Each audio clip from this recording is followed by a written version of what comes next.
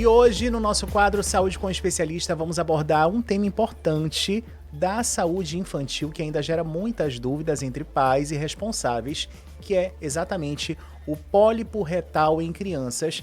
E para a gente falar sobre esse tema, a nossa convidada, doutora Denise Matias, já está por aqui. Tudo bem, doutora? Oi, tudo bem, Hélio? Seja bem-vinda. Obrigada. Olha, os pólipos intestinais na infância ocorrem em crianças de 2 a 10 anos de idade. Apesar de geralmente não estarem associados a câncer, o diagnóstico correto é fundamental para garantir o tratamento adequado e também descartar condições mais raras que exigem acompanhamento específico. Doutora, eu começo já lhe perguntando o que é exatamente o pólipo retal em crianças e por que ele é mais comum na faixa etária entre os de 2 a 10 anos de idade. Fala pra gente. Olha, Hélio, o pólipo infantil, né? Que é o pólipo na criança.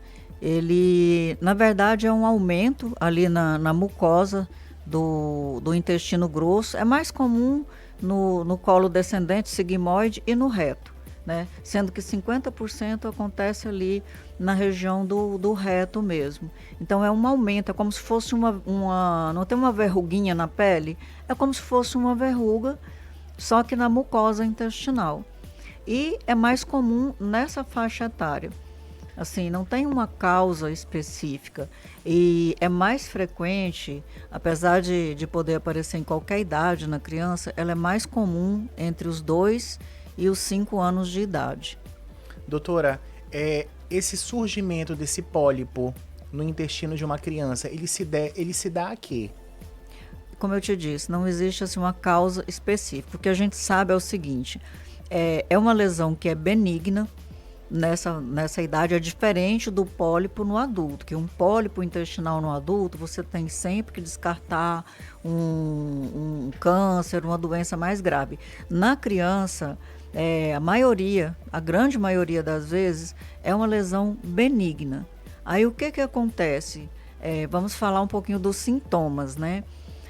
Normalmente a criança não sente dor, mas ela apresenta um sangramento após as evacuações, tá? É aquele sangue que a criança ela evacua e cai umas gotinhas de sangue. Geralmente é indolor. Então a queixa da família é essa, é a presença do sangramento. Raríssimas vezes pode acontecer dor. Agora, o que causa isso é uma formação no intestino mesmo, né? Uma proliferação ali da parte da mucosa. Como é que é feito esse diagnóstico, doutora? Qual é o tratamento mais indicado nesses casos, quando acontece, né? É sempre necessária a cirurgia? Sim, a gente precisa retirar o pólipo. A queixa mais comum é o sangramento. E como a gente faz o diagnóstico? Através de uma história clínica bem colhida. Então, é típico a queixa que os pais apresentam em relação ao pólipo. E como a maioria, a metade, né, cerca de 50%, é numa região mais baixa do intestino, muitas vezes, Hélio, esse pólipo ele pode se exteriorizar junto com as evacuações. Às vezes a criança até elimina o pólipo, então ela tem o histórico de sangramento e de repente aquilo desaparece. Ele se solta sozinho da cavidade intestinal, doutora? Pode acontecer, tá? Eu já vi acontecer várias vezes.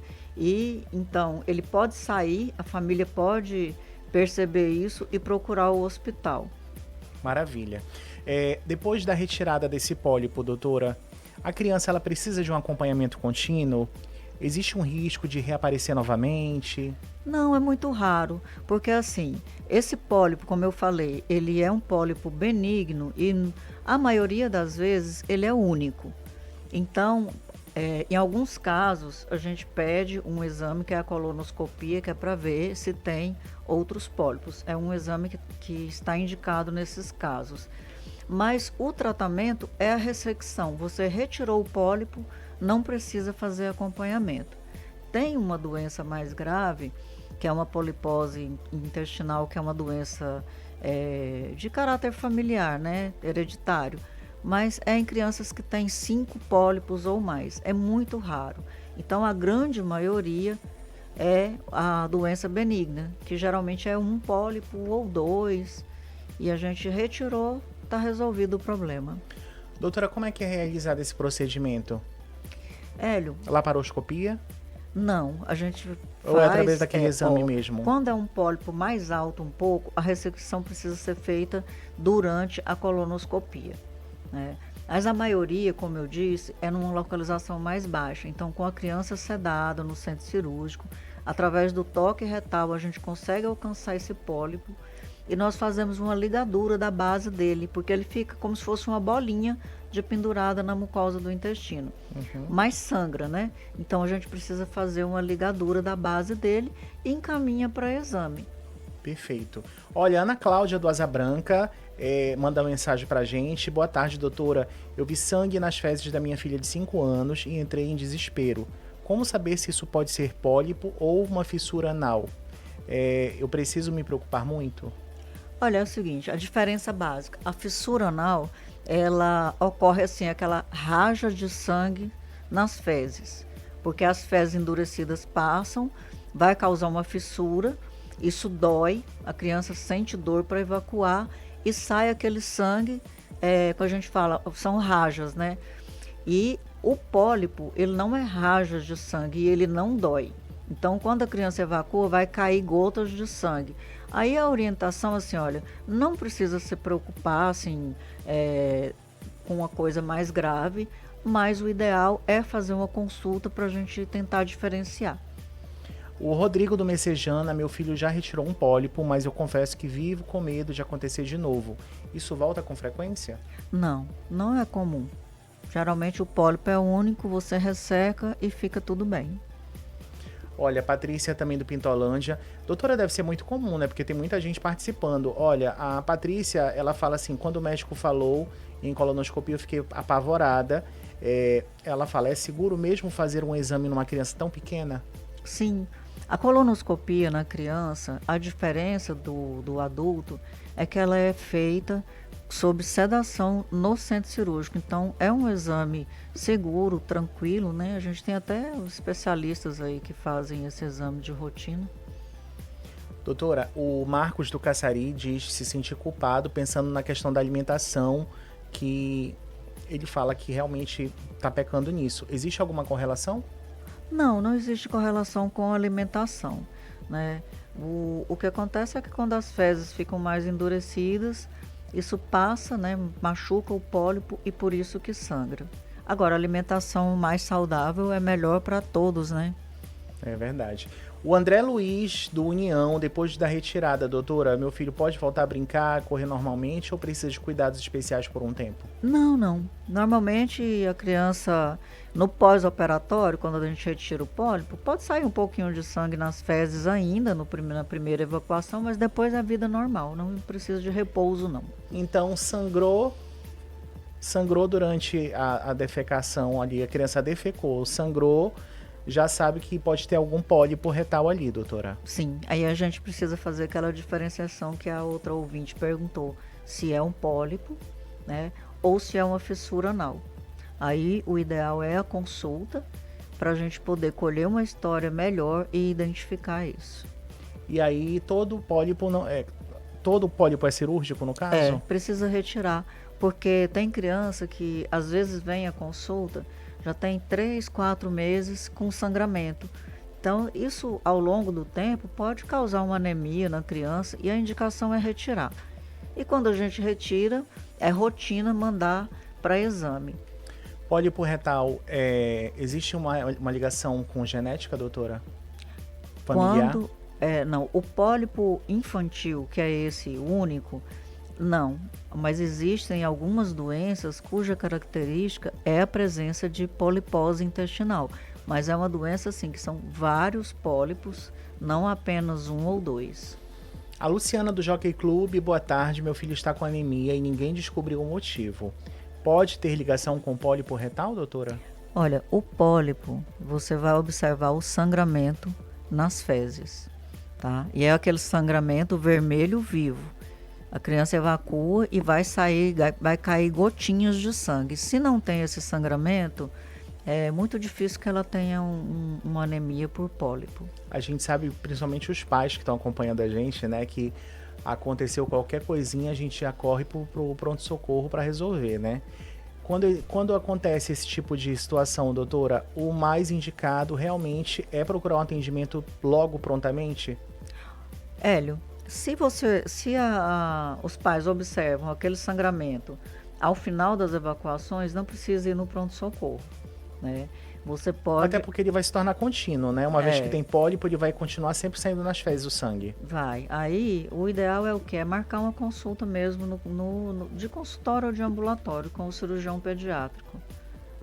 Como é que é feito esse procedimento, doutora? A senhora falou que já é através da colonoscopia, ou então, às vezes, quando está mais para a região baixa, consegue tirar no centro cirúrgico, né? Sim. Como se dá a recuperação? A recuperação é bem tranquila, a criança vai embora no mesmo dia e algumas vezes... Evacua normal? Normal, né? Pode, como eu falei, pode sair um pouquinho de sangue na primeira evacuação e no hospital da criança, muitas vezes a gente faz assim, no mesmo dia que vai fazer a colonoscopia, identificou o pólipo, não é possível ressacar com a colono, a gente vai e já no mesmo procedimento retira o pólipo. E pode acontecer desse pólipo, a criança vai evacuar em casa e sai uma bolinha para fora do ânus. Nesse caso, os pais procuram emergência. Recentemente, eu até retirei um pólipo, assim, ele não dói, né? A criança estava dormindo, o pai estava do lado e o pólipo estava para fora na região anal. Eu só peguei, liguei a base do pólipo e retirei. Eu acompanhei a doutora Denise. Semana passada a gente acompanhou 3 cirurgias dela aqui no Lote Íris e eu vi como é o estado como é o estado de espírito das crianças antes da cirurgia, doutora. É muito fofinho, que eles nem choram, eles vão parecendo homenzinhos ou mulherzinhas mesmo, né? Vão direitinho pro centro cirúrgico, se deitam e acordam já operados, né? Assim, É muito engraçado, né? É porque a equipe que trabalha com criança, ela é diferenciada, né? Você tem todo aquele acolhimento e tudo. Crianças menores, às vezes, elas choram um pouco porque querem a mãe, mas no geral, elas são assim. E outra criança entende o que vai acontecer. A gente precisa explicar também, né? Ela vai passar por uma cirurgia, mas é muito bom, né, Hélio? É muito bom. Gostou? Olha, eu gostei e eu já quero lhe parabenizar porque a senhora é única mesmo, nossa referência. Em 15 minutos a doutora operou uma hérnia rápido. Eu falei, meu Deus, já acabou? Já acabou. Foi rápido, foi de flash. E aí a paciente dela já saiu de lá maravilhosa, né? Após a cirurgia. Uma criança. Doutora, convide então os pais que acompanharam a nossa entrevista para conhecer as suas redes sociais. A gente fala sobre diversos temas por lá, né? Não só esse, como vários a gente já tem vídeos gravados explicando o que como é que é realizado os procedimentos. Fica à vontade. Então, quem quiser me acompanhar nas redes sociais, né? É doutora _ Doutora Denise _ cirurgia pediátrica. Isso aí. E assim, podem enviar perguntas ali para mim, eu procuro responder, né? E quem tiver dúvidas, e procuro fazer vídeos também bem informativos, porque eu acho que é muito importante levar informação para as pessoas saberem qual é o meu trabalho, o que a gente pode fazer e tirar aquele medo, aquela angústia dos pais, que levar uma criança para fazer uma cirurgia, gente, não é fácil.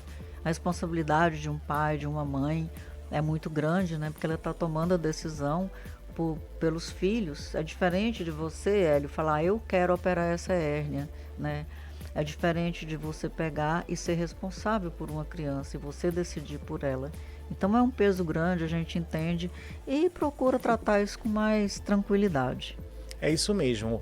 Tranquilidade é a palavra certa e, acima de tudo, boas mãos, porque a doutora Denise já é nossa referência, já são anos e anos de dedicação à profissão, né, doutora? Sim. Aqui em Roraima, mais de 20 anos, né? Eu vim pra cá operando em 2000. crianças.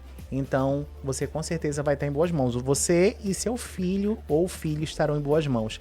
Aproveita, gente, anota o telefone lá da clínica da Criança Menino Jesus, que é onde a doutora atende, tá? Eu vou colocar o WhatsApp para você, anota. 991 15 0010. Vou repetir. 991 15 0010. e já segue a doutora Denise Matias. No nosso site do Doutor Me Consulta tem todas as entrevistas gravadas também para você acompanhar de mais perto. Doutora, obrigado. Obrigada, a gente se vê ainda essa semana, viu? Aqui a gente vai falar do IPC, que é aquele centro que a gente fala com tanto carinho, né? Sobre energia, sobre tudo, bioenergia, né? sobre assistência. Exatamente. E eu quero muito que você acompanhe também, que vai ser imperdível essa entrevista. E aí eu vou para um breve intervalo e já já eu volto, não sai daí.